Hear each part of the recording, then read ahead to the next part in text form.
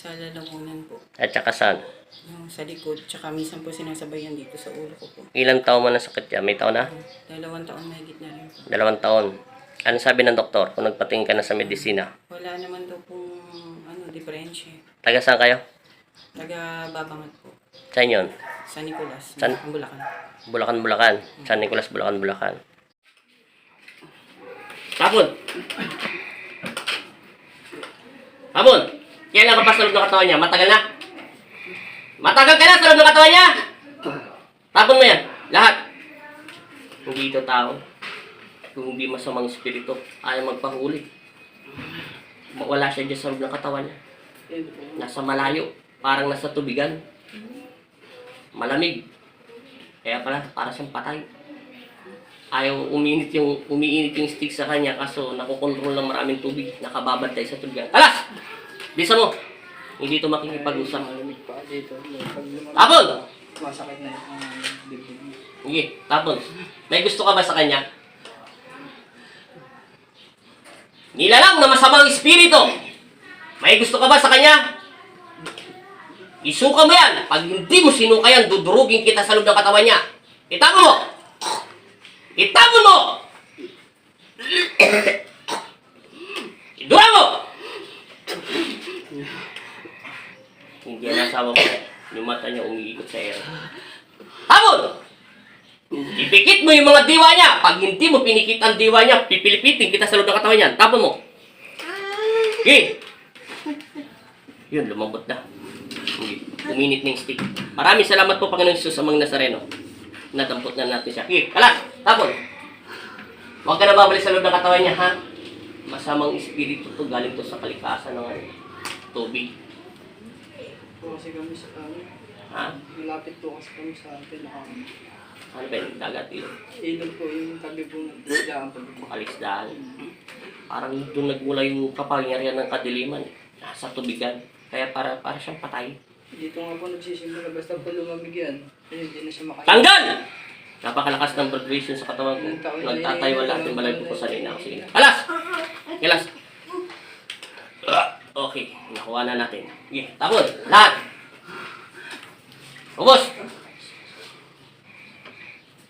Meron pa wala na? Meron pa wala na? Lalaki ka ba, babae? Anong tawag sa'yo sa mundo nyo? Lalaki ka ba, babae? Sagutin mo yung tanong ko, lalaki ka ba, babae?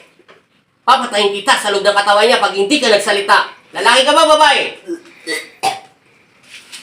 Lalaki ka ba, babae? Lalaki ka, babae? Sige, kalasin mo. Ayaw magbigay ng story itong pangit ito. Wala tayong mapapala sa masamang espiritu. Ayaw magbigay ng detalye. Hindi niya kaya sabihin ng pangalan ng Panginoon Kristo. Tinatanong ko kung kilala niya si Heso Kristo, si Jesus. Para tayo nakikipag-usap sa hangin. Pero ito, lalaki ito eh. Masamang espiritu ito, galing sa tubig. Okay, kalas, ubusin mo lahat yan. Hindi lang yan, buong katawan niya. Pamagalala dyan, hindi mamamatay ang asawa mo. Huwag kang katakutan mo yan. Di ba sinabi ko sa'yo, kahit yung tug niya kayo ulo niya dyan, di mapipinsala yan. Tapon! Linisin mo hanggang dito. Lahat, itabon. Buong katawan niya, balakang. Walang alala yan. Mamaya pagising yan. Ewan ko kung saan siya dinala ng maligno. Alas! Nakita ko puro tubig eh. Sa tubig.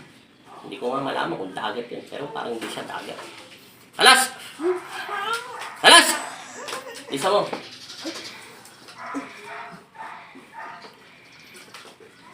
Lahat yan. Marami pa yan. Ubusin mo lahat.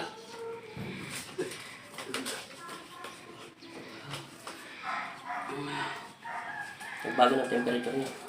Uminit mo. Hindi na yan parang patay. Ano kasi nila niya. Pag lumamig po kasi yan, makit dito. Bilisan mo! Lahat!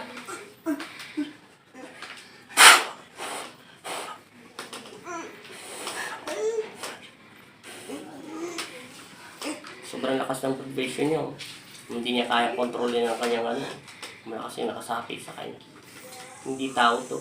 Kasi, kilala mo ba si Kristo? Kilala mo? Kilala mo ba sa Yesu Kristo? Kilala mo siya? Kilala mo ba sa Jesus? May takot ka sa kanya? Babae ka lalaki? Lalaki ka ba babae? ko na yan kanina. Sige, kalasin mo. Masamang espiritu to. Sa tubigan. Kalas. Humihinto yung init eh. Bubod tayo sa isang araw. Lisa mo. Saan pa dinigan mo sakit? Ilan ba nilagay mong sakit? Ilabas mo na yung boses mo. Kanina ka pa sinasabi ni Magnetico na ikaw daw ay lalaki at maitim ka daw. Pero galing ka doon sa tubig na parang basat, mabaho na hindi mo maintindihan. Para ka masamang espiritu doon. Ilabas mo na yung boses mo. Ilabas mo na. Tingnan mo, pinipitik ko lang yan. Oh. Sa pangalan ng Ama. Sige, kalas. Nadampot ka na nila kaya hindi kayo makakatakas yan. Sige. Pukusin mo. Yan lang ba binigay mo sakit? Yan lang? Galit ka ba sa taong ito? Nainis ka ba? Bakit mo siya sinaniban? Masamang espiritu, bakit mo siya sinaniban? Tinatanong kita bilang instrumento ng Panginoon Kristo. Hindi na ako magbibiro sa'yo, tanda mo. Pasintabi sa'yo, Ella. Pasukin mo nga kaluluwa nitong pitikin mo nga ng pitikin at kuryentehin mo nga ng kuryentehin. Makikipag-usap ako sa Maltrino o papakuryente kita sa mga anghel ng Diyos. Bakit mo siya pinasok? Saan ka nakatira? Saan ka nakatira? Saan? Saan ka nakatira? Saan ka nakatira? Talagang kaya mong tiisin, ha? Kalasin mo. Papasok ka pa ulit sa katawan niya. Hindi na. Sige, kalasin mo. Lalaki ka ba, babae? Anong kasarian mo? Gusto ko magmula sa iyong bibig. Sige.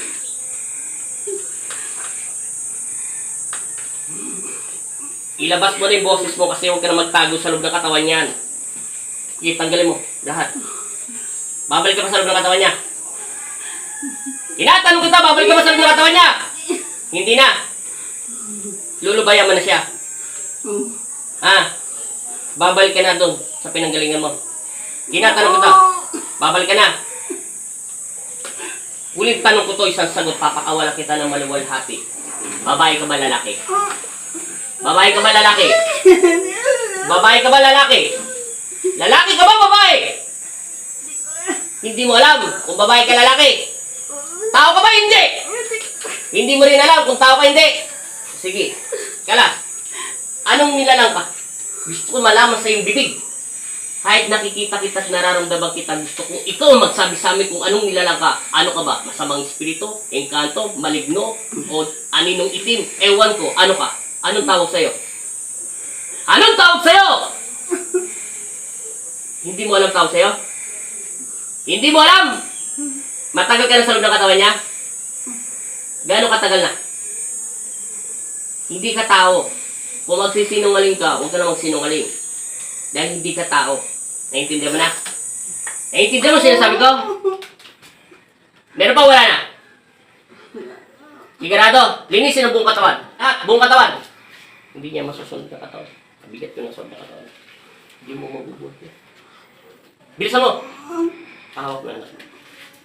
Siguro mo na sa ako. Hindi niya kakayanin. Bukasin mo sulat. Isunod mo yung katawan niya! Okay, kalasin mo. Ubos. Sige. Sige. Kalas. Marami pa. Lahat yan. Buong katawan niya. Wala. Hindi tayo makakakuha ng magandang detalye sa masamang espiritu nito. Nasa tubigan kasi. Nilulublog niya yung katawan niya sa tubig. Kaya nilalagyan ko ng apoy. Humihina eh. Kinukuryente ko na lang siya eh. Maganda sana magsabay yung kuryente at saka yung ano eh. Kung gagamitan ko siya ng tubig, waitik yung gagamitin kong taktika sa kanya eh. Bilisan mo. Walang alala yan. Pag-gising ng asawa mo, bahala na siya magsasabi ng katotohanan kung nasaan na siya. Tanggal! Bilisan mo. Kunti na lang. Kunti na lang. May na lang. Saan ba kayo nakatira? Sa Babangat. Tanggalin mo! Huwag ka makikinig. Tutukin kita yan. Ha? Babangat sa Nicolas po. Oo nga, babang sa Sinoclas. Bulacan yan, di ba? Ibig sabihin ko, ano ba yun? Ganito? Laisdaan po. Palisdaan siya. Ano siya, may dagat o hating tubig? Di. Ate po tubig, ano yung parang ilog po. Ilog? Yung bahay niya nakatusok sa... Sa may tapat po ng Laisdaan. Sa may... Parang yung poste ng bahay niya doon nakalubog. Hindi katulad nito. Hindi po. Unawaan ko na. Kakaiba tong nilalang nito eh. Ngayon ko lang siya nakita. Yung ganitong nilalang. Tagal na po kasi yung hindi. Meron pa wala na? Wala akong panahon sa'yo. Ayaw mong magpakilala. Eh di tipokin na lang kita. Mapapagod pa yung bibig ko sa'yo magsalita. Hindi mo kilala si Kristo. Hindi tinatanong kita kung babae ka lalaki. Hindi mo alam. Pero hindi ka naman tao. Sinasabi ni Ella na hindi ka daw tao. Meron pa wala na? Sigurado. Linisin mo buong katawan niya. Meron pa, buong katawan, linisin mo. Meron daw doon sa likuran. Sabi ni Magnetico. Tanggalin mo daw yung nasa likuran. Bunutin mo. Naintindihan ko na. Para siyang isda. Para siyang nilalang na masamang espiritu. Bagahan ba yan? Hindi ko. Para siyang joke na, hindi mo maintindihan. Bunutin mo daw doon sa likuran. Malapit na sa puno niya doon. Doon, malapit. Bunutin mo daw at mabubunot mo yun dahil alam mo, ikaw naglagay. Naintindihan ko na kung bakit hindi siya makita ng doktor yung sakit niya. Wala dyan sa lalamunan. Tanggalin mo daw doon sa likuran. Next trip. Doon. Bunutin mo daw, may dalawang nakatusok doon na parang tinik. May nakatusok na tinik daw doon. Sabi ni Magnetico. Siya na nagsasabi sa akin dahil ayaw mong magpakilala.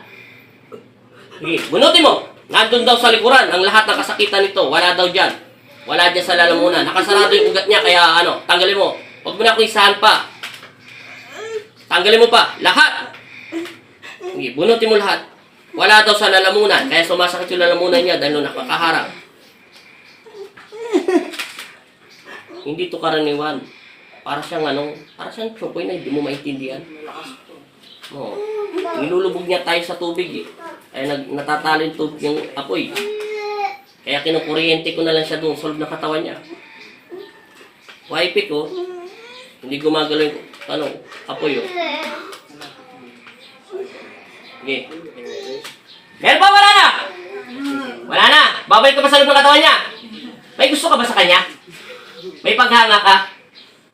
May paghanga ka sa tao ito? Tinatanong kita. Meron wala? Meron wala? Meron wala? Meron wala? Meron nga. Sabi ko may gusto siya. Meron wala? Meron. Meron siyang gusto. Sa tubig ka nakatira? Ha? Sa tubig nga siya nakatira. Oh. May gusto pala ito sa asawa mo. Meron pa palang kalipag siya. Laging gusto sa ilo. Gusto niya sa ilog? Ilo, Kung may diwata ng kalikasan, ito parang mga engkanto sa mga tubigan. Ano pa ako maalat. Sige, kalas! Gusto niya lagi sa ilo. Ngayon, nabunot na ni Magnetico. Salamat sa iyo. Salamat, Panginoon Jesus sa mga Nazareno. Alam niya na kung saan mo daw nilagay. Sige, kalas. Sige, busin mo daw. Nasa likuran lang daw ang nilagay mo. Wala sa lalamunan niya. May gusto ka sa kanya, bakit pinahirapan mo pa ako lintikan? Di ba mahal mo siya? Kung mahal mo siya, bakit mo siya sinasaktan? Di ba ang pag-ibig, hayaan mo makawalang isang tao, makita mo lang siya maging maligaya, baliktad eh. Sinasaktan mo siya, eh, wala nang kwenta pagmamahal mo sa kanya. Wala na meron pa! Hinto mo yung kamay niya! Pasintabi po, Panginoong Jesus sa mga Nazareno, pasintabi, Rafael, ang karnit. Pahirami mo nga ako yung sandata para pugutan na natin ito ng hiningi na sarap na katawan niya. Wala naman ito kakwenta-kwenta kausap. Papakawalan sana kita, salbahe ka eh. Tingnan mo yung asawa mo. Yung mata niya nasa taas. Ibig sabihin may sapi siya. Sa pamamagitan ng pagsabi ko sa inyo yung pangalan ng Jesus.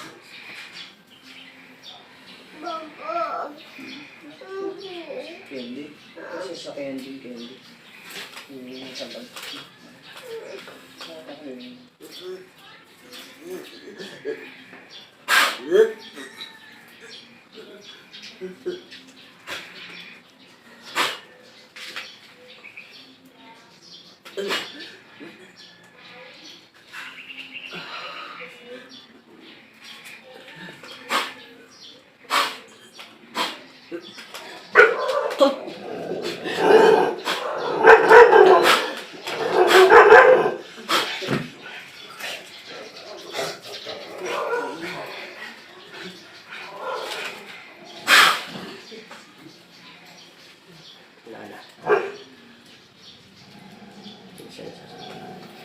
pangalan niya?